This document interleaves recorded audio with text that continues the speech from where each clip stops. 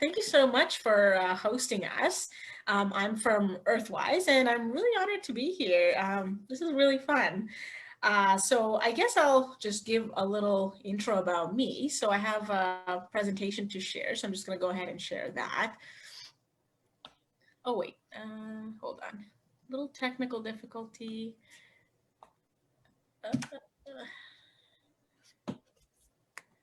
see, share screen. There we go.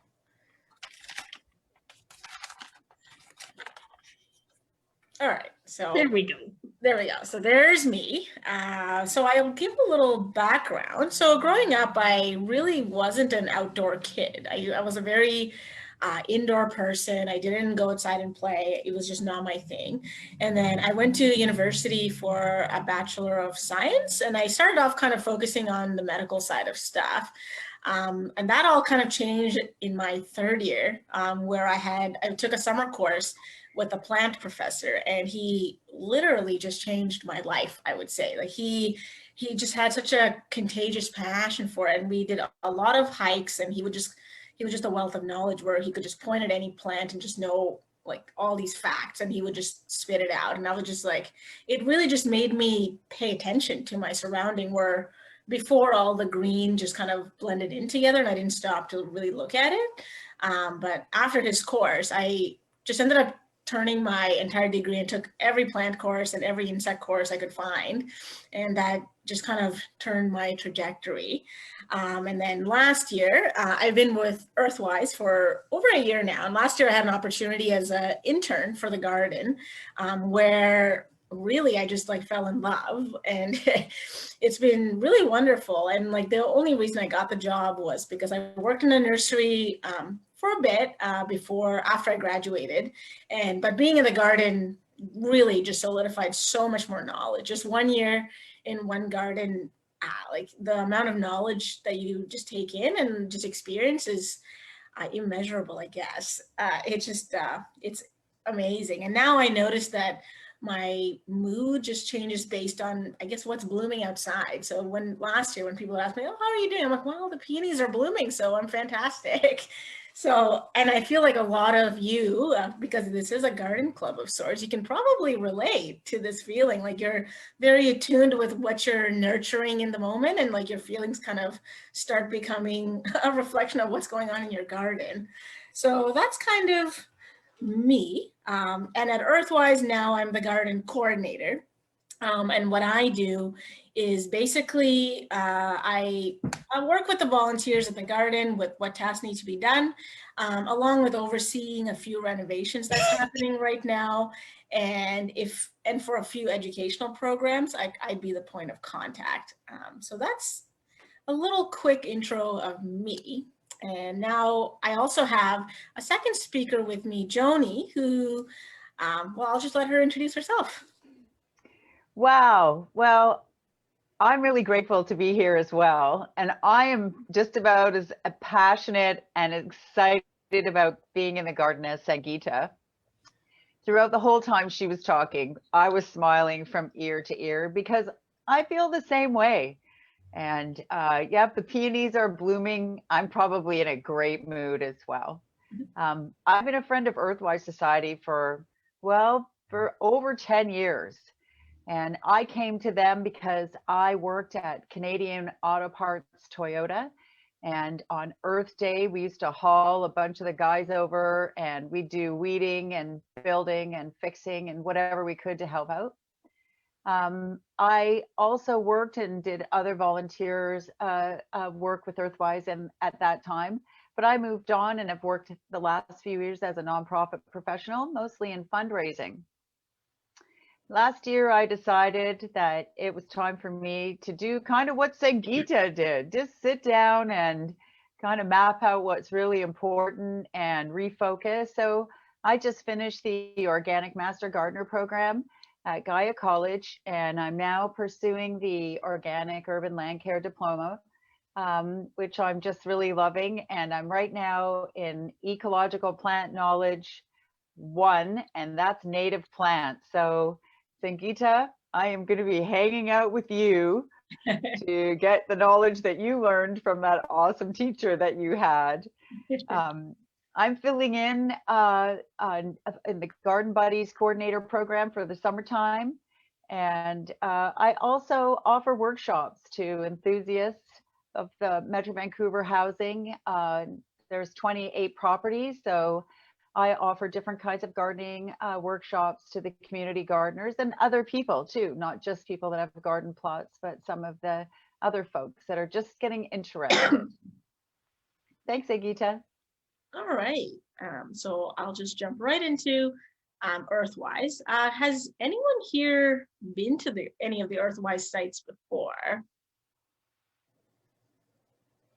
Okay, so I guess like there's a lot that Earthwise does, so it can be a little confusing. So I'll kind of just break down like an overview of all the stuff Earthwise does, and then get into more specific topic. So our tagline is cultivating sustainable communities. So what that really means is Earthwise is about community, our earth, and how we act within it. So our approach is based on the belief that every individual choices do matter. So through education, we aim to connect people to sustainable living, and that can go through various nature-based programs as well as activities on our site. So a little bit of history. We started our life as the Delta Recycling Society, and this was way back in early 80s. So this was in response to a municipal garbage strike where Delta citizens wanted more of a recycling program happening. So they decided to set up community recycling depots. And then the idea of it caught on, and the society got registered as a nonprofit society in 1983. And then over time, of course, the municipality got involved and we shifted our focus, and Earthwise Society moved to its current location in Tsawwassen in 2007, where we created the Boundary Bay Garden and Farm that was provided by the Century Group, land provided by them. So, and that's where we currently are. And also on the right hand of the slide, we got a very generous piece of land of 58 acres out in Agassiz, and that's near Harrison Lake. And that's something we're currently developing for like in the process of developing. So I'll go a bit more into that in a bit. So here's the 3 sites. So we have, first of all, our Agassiz site, which is the 58 acres, and that has it's very beautiful. There's the mountains, there's the river, and it holds a few different ecosystems. So unlike the garden where like a lot of the focus is on gardening, Agassiz has more of a wildlife nature focus. And then there's the South Point Farm, which is where we do all our vegetable gardening. And then we have our original Boundary Bay demonstration garden. And the demonstration garden is a public garden. We also have seasonal nursery plants, a farm store, and ongoing educational programs. But we also hope to do similar stuff in Agassiz on a more grander scale as time goes on. So our main focus is on the community, like I said. And so our main focus is ecological land use. And what that means is all our practices are organic, and we do what is optimal for the plant health while ensuring that we're taking care of the wildlife that's around us. So it's not a garden just for humans, but also for all the wildlife that's there. We run multiple education programs for people of all ages. We also have a food security, I guess I want to say a department, food security focus, as well as therapeutic horticulture, which Joni will talk about in a bit. So before I continue, I want to say that Earthwise is very small in staff size. So all our activities are definitely thanks to the volunteers that work there. Like we would not exist without the volunteers. So the volunteers do bulk of the work at the garden, at the farm, at our food security initiative, etc. And last year I really saw this as I was working there, because I was the only staff at the garden and we did so much grunt labor, and it would not have been possible if it was just up to me working on it. And the really amazing thing is it really forms a really wholesome community of like-minded people, people that are hopeful and just have the same vision for and passion for plants and living sustainably and for the work we're doing. So they really take up any project we toss at them.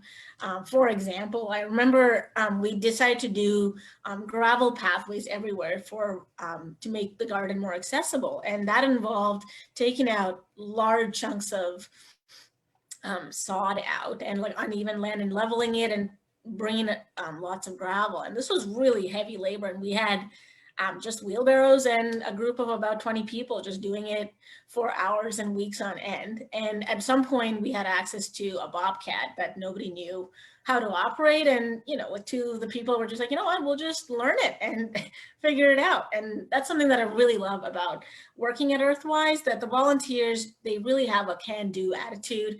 No problem is too tedious or big. And they really come together just to share their knowledge, and, you know, they want to learn, and we obviously learn a lot from them because the staff are by no means experts. And while, of course, enjoying the outdoors, which turned out to be really key during COVID, as everyone here would know. Here's some pictures from our Agassiz site. If any of you ever want to visit there, it's beautiful. Lots of walking areas and wildlife spaces. We do have a farm there, but our main focus right now has been on developing a streamside trail and habitat enhancement for that riparian area, and some wetland rehabilitation where we host school programs to educate people on that kind of thing. And there's also a big cedar forest there that we're maintaining. One of our other focuses is something called Feed the Bees. In this program, we focus on the critical role that homeowners and businesses especially can play in supporting healthy local pollinator populations. And what we do is we partner up with businesses to take normally like the side landscaping that they would do with like kind of ornamental shrubs, and just having more bee-friendly plants in there instead. So we help them install them, and then for a few of them, we help maintain them on a regular basis. But also quite a bit of efforts put on educating the public on how to make your garden more bee-friendly, and that especially focusing on early spring and late fall, where most gardeners tend to not have enough plants to quite carry it over before the bees sleep for the season. And so we did this through compiling a list of plants that work in our specific environment down here in Tawasin, and that's accessed on our website. And we also have this mason bee awareness program where we have a few of these boxes that you see in the top right corner. We have a few of these scattered around the garden. It's kind of like a bee condo where people can fund a little, I guess, rooms in the condo, and we have some volunteers who take care of the mason bees in it and the care that's kind of required with it. Okay, so I guess here is where Joni can take over. She knows more about this topic. Thanks a lot, Sangeeta. I just want to start by saying I have a dog, and it's possible that she might bark. So just sending that out there. It might not be that you hear her barking, but you might hear me scream. The Garden Buddies is our therapeutic horticultural program. Garden Buddies Stay Connected. And this is about making connections in the community with our seniors. We know that over the last year in particular, life has been presented us with some challenges, and being isolated or being alone has been challenging, and for seniors, if not for all of us. This particular program connects a mentor, a volunteer mentor, with a senior, and they connect. They can connect by phone. They can connect in a FaceTime, and they connect in the garden. And a sub part of this program is a virtual chat or a virtual meeting that we do every 2 weeks, where we're face to face in a, just like this in a Zoom meeting. And we're talking about our gardens and talking about stuff, things we're grateful for. Again, just a really good opportunity for people to get in front of other people who are like-minded, and who have lots of stuff to share. I always say that gardening is kind of a science experiment, and what other people find has worked for them could just be the trick that you need to work for yourself. So the seniors in the Garden Buddies program take part in online workshops, share their love of gardening, connect with people of all ages. There's also gardening workshops where we're planning to do things like making wreaths, and sending everyone out into the nature to pick up what you might need to put this wreath together. We'd also put together an actual kit that could be dropped off, so you'd have all the components to put together, and then we would meet on Zoom and do that.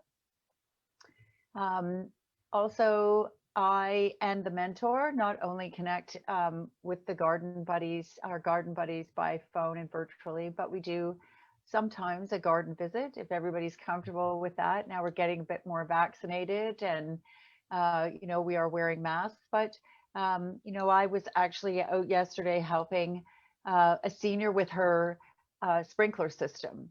I can't honestly say that I actually corrected the problem, but at least I was able to find out what we need to do, and I can get a little bit more information. But this is something that she has nowhere to go and no one to turn to, and we work together on this project.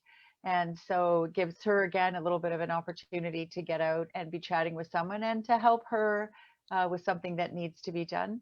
I've also helped out some of the seniors with their weeding, or, planting some pots that they've gotten where they're not actually able to get to. So it is, an awesome way to connect then. It's a great way to chat and check in about what's gardening, what's growing, what's happening. I've also had the opportunity to come away with some beautiful cuttings from different plants. And I've even got a couple of pitchforks and spades, Sangeeta, that I'm going to donate to the farm. So you just never know what people are going to be unloading. So that's a general overview of this program. Yeah. Thanks, Sangeeta. All right. Thank you, Joni. So the next section that we do at Earthwise is our food security program. So we are the lead agency for the Delta Food Coalition. So what that means is the Delta Food Coalition is a coalition between 20 community organizations that address food concerns in Delta. And in Delta, as high as 22% of people are food insecure. And this figure was from before COVID. So it has risen up a bit during COVID. So, and that's when we really, the coalition really decided to band together in a more concrete way, and had a lot of initiatives happen throughout the year. What happens is we help organizations to work together and facilitate partnerships. So a lot of times, a certain organization wouldn't know that there's another organization that are doing similar things, and they could potentially work together. So essentially, we're a liaison between all these organizations. And we also help these organizations take on new programs. So for example, last year, the school board, while the schools were shut down, they decided to take on a food hamper program, which we assisted with how to run it.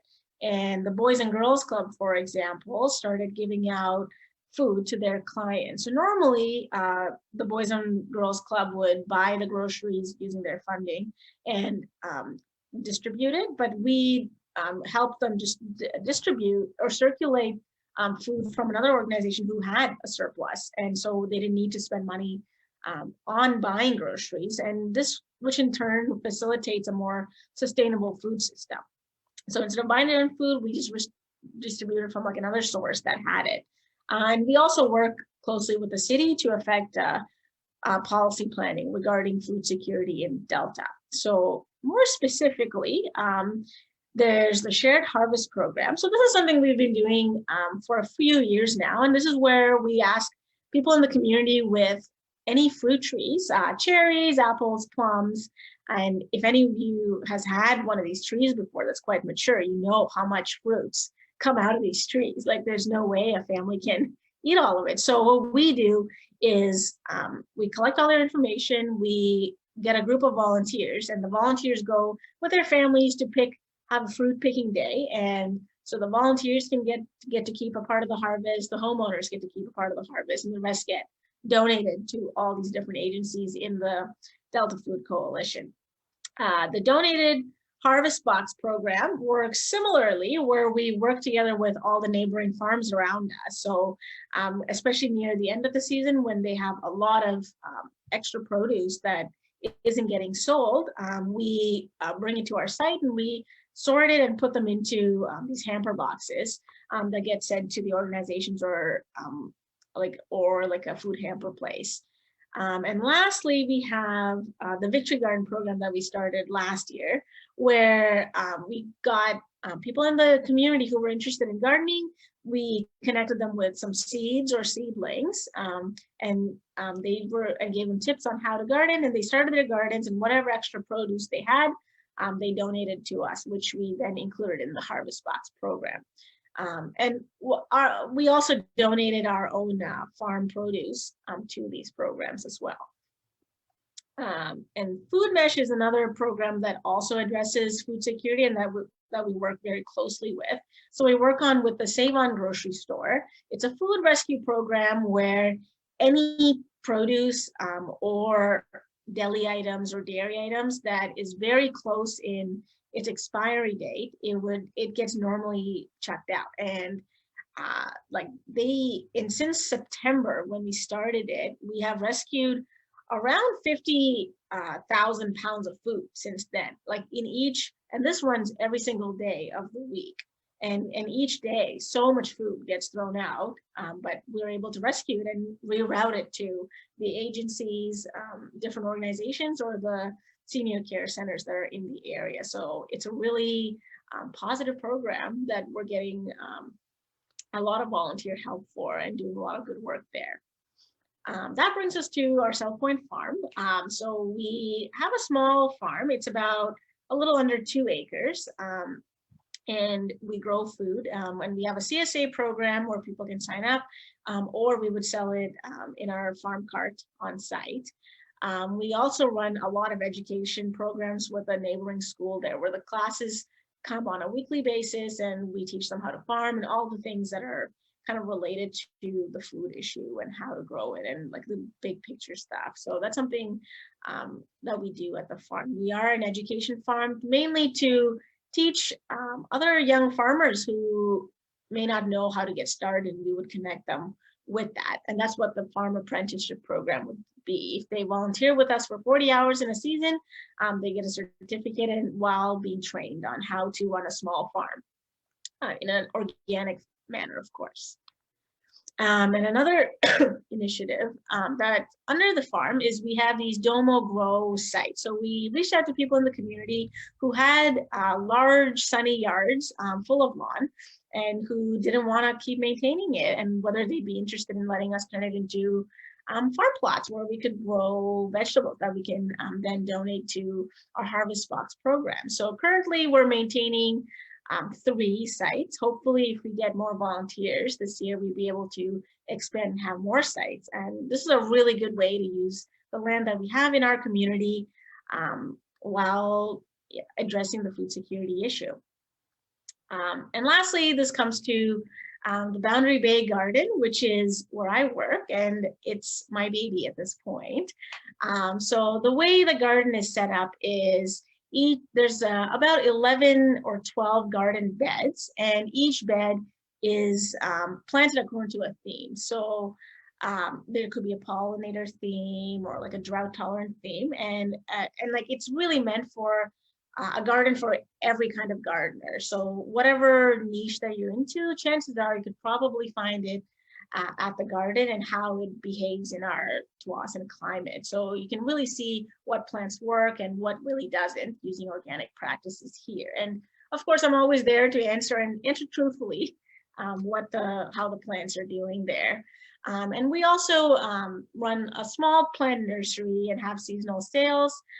We aim to educate people running different workshops. It could be more of like a nature craft basis, or it could be more on how to garden.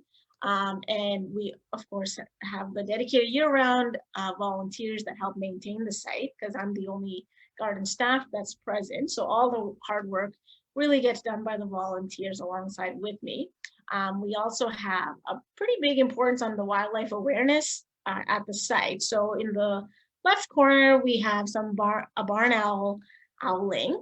We've had this one pair of barn owls in our barn for the last 7 years, and they've just stayed there. And every year they raised a handful of babies that we successfully, well, it raises, and then a scientist comes and bands them so we can keep track of where they go. So that's something we take care of. And there's also other wildlife such as barn swallows that we provide habitat for, and pollinators, and we have a few bat boxes as well. So I just have a few photos of the different themed beds we have at our place. So we have one North American bed where all the plants in that bed are native to North America and support our North American pollinators.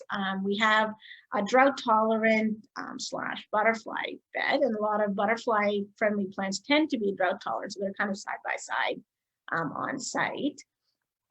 We have a rockery where we grow a lot of low growing alpine type of plants that like to grow amongst scree or gravel kind of conditions. We have a winter bed where the focus really is on the really early bloomers that bloom way in February and has more of like a winter interest.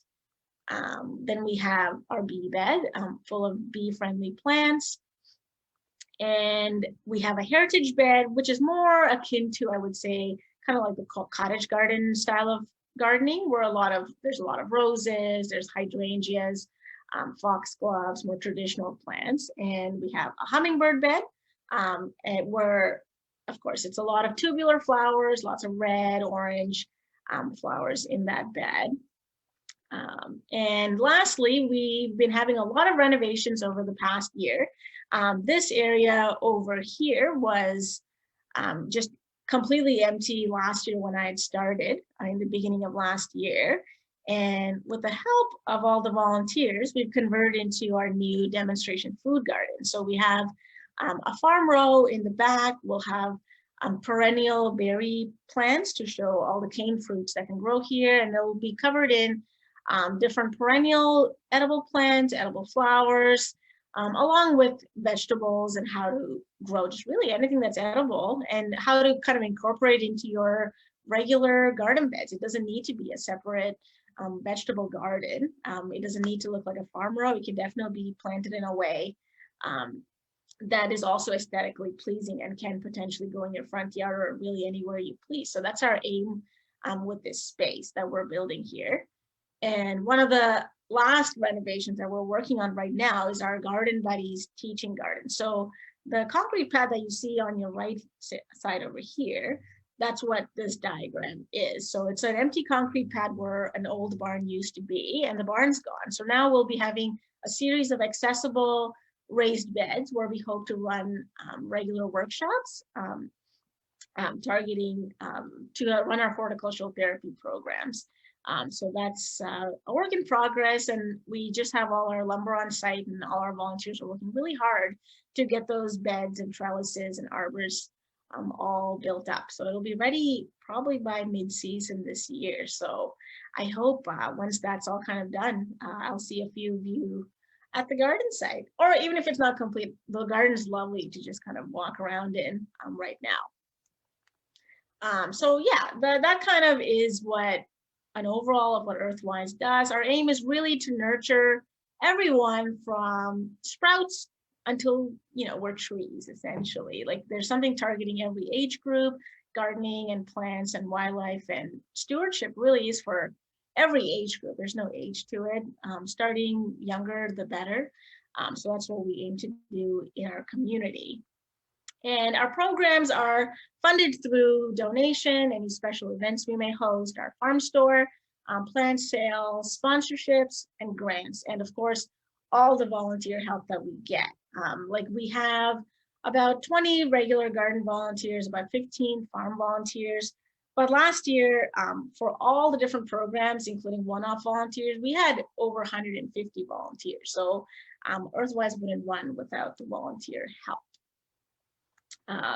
And this is a quote that I really liked. And a lot of people were, they tend to think of gardens are places where we connect, or like gardens are kind of places that are outside of reality, just a pretty place where you kind of get away from your trouble. But really, I think that gardens are places where we can connect and gather strength from nature and each other, more importantly, in order to face the difficult realities rather than an escape. It gives us the strength to face the problems that we might have in our daily life.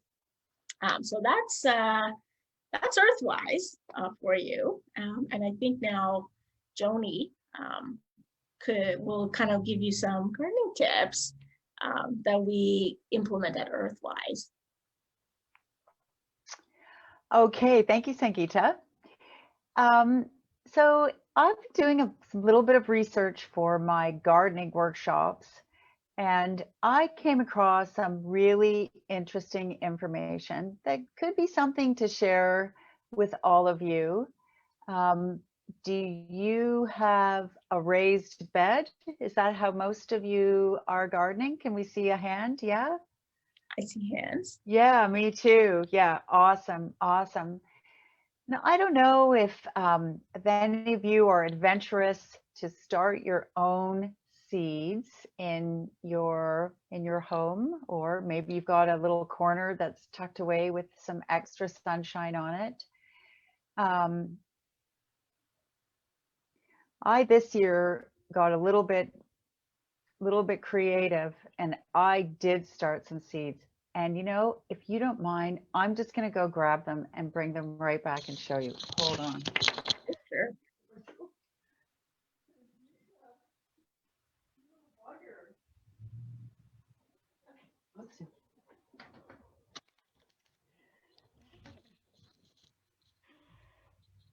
Okay, thank you for that. Okay, this is my prop. So, Sangeeta, you will be very proud of me. These are actual squash seeds that I saved from my squash. So I didn't buy these seeds. I saved them from squash that I grew last year. And so I have got a delicata squash here, and I've got a curry squash here. Oh, they're all different. They're different. So I have 2 garden plots. They're 4 by 10. And so I have to be careful in my enthusiasm that I don't overplant. And squash, because it needs a lot of room, I have to be careful. Well, I'm very enthusiastic. I also have 2 cucumber seeds that didn't come up. So like I said before, I think of everything as a science experiment when it's in the garden. And so through my research, what I found was there are certain plants, certain things that are better grown from a seedling, like the squash here that I've started. And there are some things that are great to just put the seed right into the soil. And so things like beets and carrots are things that are more grow from a root. So we for sure put the seed right in the soil for those. Corn is the same thing. Peas, they also go just get that pea and put it in the soil, and you'll for sure get something from it. Other plants that can start from seedlings, or that benefit from starting from seedlings, you probably think of things like tomatoes and peppers. Not very often do we see an actual seed, although we do, but as consumers and at-home gardeners, we would probably put them straight from the seedling into the soil. And what do we do at Earthwise, Sangeeta? Do we start all of our seeds there, or do we direct sow some too? So most of our vegetables are definitely started from seeds.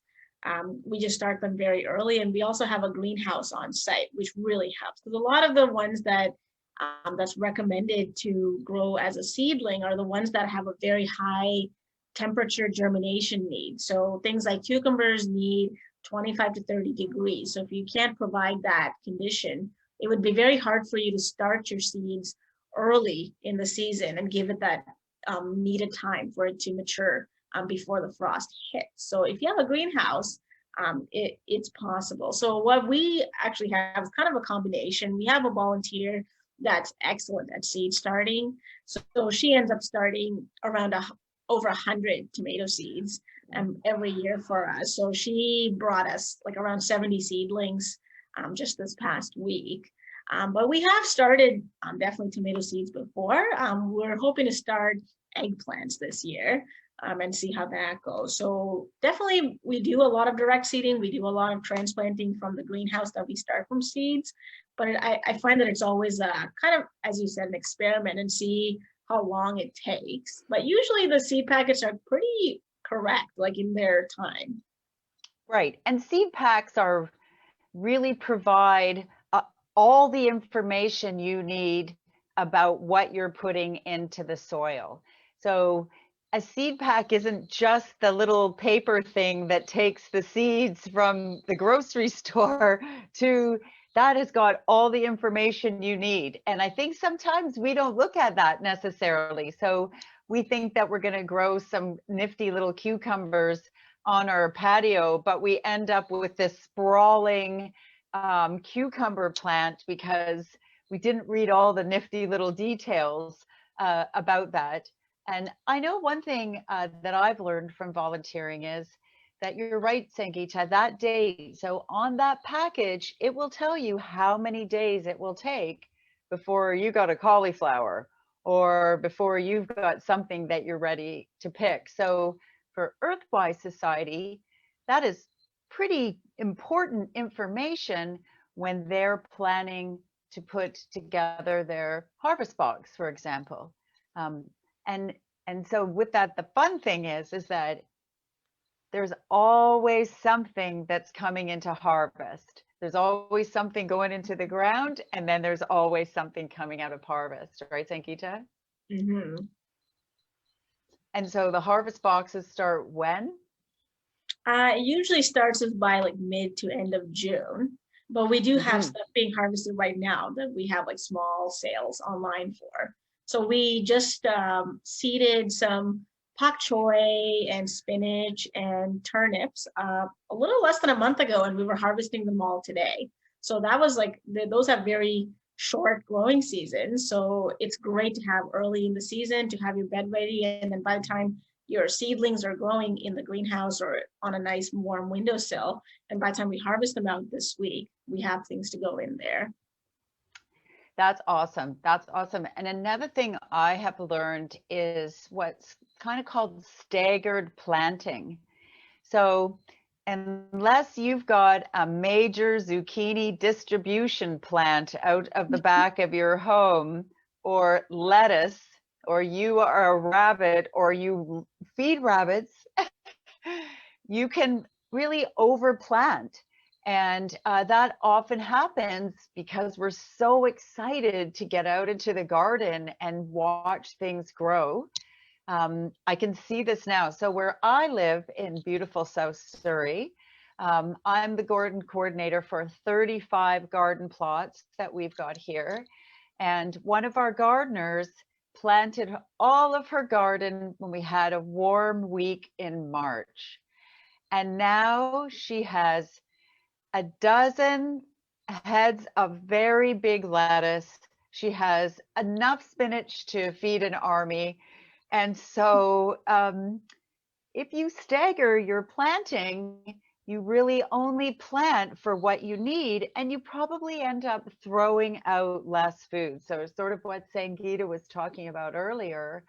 When we think about food security, we really throw out a lot of stuff. And that can often happen in our gardens as well. So there is some planning that can take place that just helps you plant for what you need and enjoy that growing season out a little bit longer.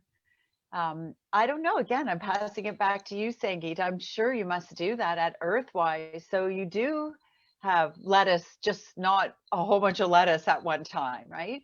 Yeah, yeah, exactly. So one thing that we do is, so we definitely overseed the lettuce. Like we do them like quite close together, and then what we do is harvest them as baby leaves, like every alternate one or every like two.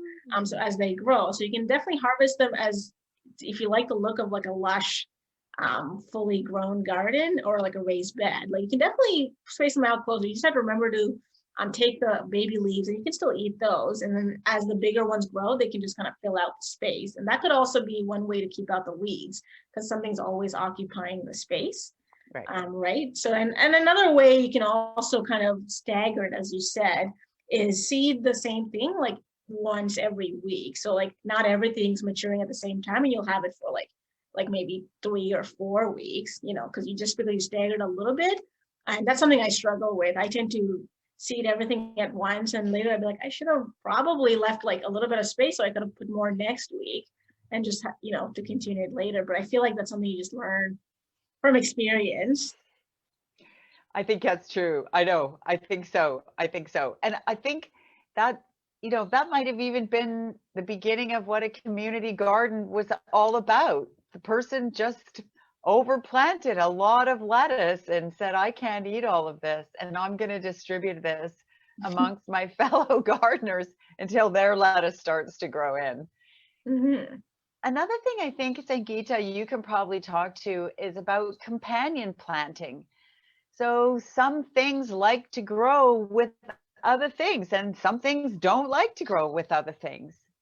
Yeah, exactly. So, like as far as companion plantings goes, I guess knowing kind of how the whole plant behaves really helps. So if it's a crop that has a really big root system, right beside it, you don't want another crop that also has a big root system. You want to have something that has more shallow root system, like your leafy greens. So you can pair up lettuce with anything that has really deep roots, and they won't be competing for the same resources. So that's one way to think of companion planting. Another way you can think of it as if something like tastes good together, usually they work well companion planted as well. And that's why tomato and basil is usually planted very close together. And a lot of things, they taste good together. What we conceive as tasting good together is because they're from their original country of origin, they grow in the same conditions. So they naturally grow better in the same conditions. If you're giving tomatoes, a certain condition that they like, chances are other things that share the same sort of history would grow well with tomatoes as well from that region. So something that has a lot of high heat, or if you're fertilizing something, that they would probably have the same sort of requirements. So that's kind of knowing plant history and the plant's like life, like what it does, like really helps too as a gardener, I think. Okay, so that's awesome. So making a salsa garden might be a really good idea if you've got oregano and tomatoes and peppers and onions and basil. Those might all grow up at the same time in the same kind of conditions, right? Yeah, exactly. And like another thing, like now, like this year, I'm also have like a raised bed allotment bed that I have. And one thing that I'm kind of keeping in mind are all the pests that can happen. So one really good example is one of our farm row crops. We just were harvesting it today, and all our kales were just failing. Like they only had like 4 leaves, and they were turning yellow. And when we just kind of like lightly brushed against it, just came off. And we were like, what happened? Like all the roots are gone. And then we lifted up, and turns out there's cabbage, what's it called? Maggots all over the roots, and the whole row just like it has a maggot problem. And because the kale is in the same family as the turnips also had this maggot issue all over, unfortunately. So what we should have done, we should also kind of keep in mind of the pests that could come out of nowhere, and this could come from like the cabbage fly or the cabbage moth. So when you seed it, it's always better to just be safe and put the insect netting on top so that they never get the chance to lay eggs in the first place. Oh, So right. and prevention is really the key for this. But as far as other insect pests that could happen, you always want to also attract as many beneficial insects as possible. And a lot of beneficial insects really like the flowers that are in the carrot family. So planting stuff like the umbel flowers, like dill, parsley, cilantro, Fennel. that kind of fennel, they really attract those kind of insect. Alyssum, that's like an easy one they can grow from seed. And putting those in between your vegetables really goes a long way to control your pests organically. At least that's what I found. Because I usually don't know enough about like the kind of chemical side of stuff. Like I just want to stay away from it. I don't know enough to use it properly. So I feel like prevention and just attracting the right bugs into your garden early in the season before the damage is done is really key. And that's kind of stuff we should be thinking about right now before our garden's all underway. Yes, that is so awesome. That because we think of pests as a bad thing, but every pest has a purpose. Even if it's to be munched down by another pest, there's everybody has a job in the chain. I don't know if anyone has had a chance to watch a show on Netflix. It's a documentary called The Biggest Little Farm. But what you learn is, Angie, what you learn is exactly what Sangeeta is talking about. This pest is this pest, and we talk that goes right to coyotes and barn owls and eagles, and it's very fascinating. I totally recommend it. You could watch it 10 times and still learn something new. Sangeeta, I thought just one more time to pick your very knowledgeable brain, but could you recommend some flowers that we could grow, that we could put maybe the petals in our salads? Oh, definitely edible flowers are great. The easiest one I would say is your nasturtiums, and I think that's something that everyone sees in community gardens because they have such big seeds. They just sprout pretty reliably, and they just keep producing the whole summer. So that one's definitely one of them. Your pansies are great in the cooler seasons. Right? That one's a good one. The cornflowers are also pretty easy. They're nice to put in your salad as well. But I think my favorite flower is probably chives, I have to say. I usually grow a few chives on the side just to get the flowers out. And they have such a spicy red onion taste. And normally I find flowers a bit more like on the milder side, but Right. chive flowers are just so strong and such a really good addition to any salad, I feel. Do you mean chives? Oh yeah, yeah. I've always had chives. I think I've also had calendula. Yes, and They're borage is a really good one. borage. Okay, Yeah, yes. that one's a very easy one as well. It tastes like cucumbers, and it's very refreshing on a very hot day. And we have them just self-seeding all over the garden. And they're So a that one's a favorite of very the easy one. and Lots of they're bees on it. and lots of bees are like borage too, don't Yeah, they? Yeah, yeah, that's yeah. the bee plant too. Because bees Awesome. definitely like all the blue flowers more than any other color. So any blue flowers you can throw in your raised beds, you'll probably get a lot of bees in. Okay, that's fantastic. I like Awesome. blue flowers. That's just a little odd, actually.